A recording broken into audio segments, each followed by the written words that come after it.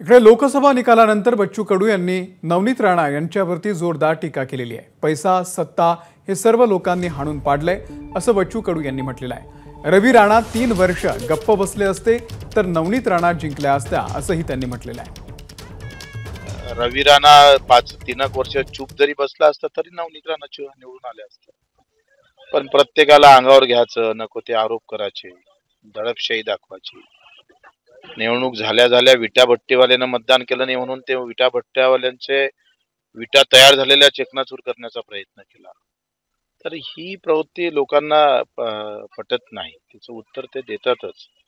पैसा आणि सत्ता महत्वाची राहत नाही। जरी धर्म आणि जातीचं राजकारण झालं तरी त्या जाती आणि धर्माच्या राजकारणात न्याय आणि अन्यायाच्या सुद्धा बाजू पाहिल्या जातात आणि ते पाहून त्यांना तसा झटका दिला।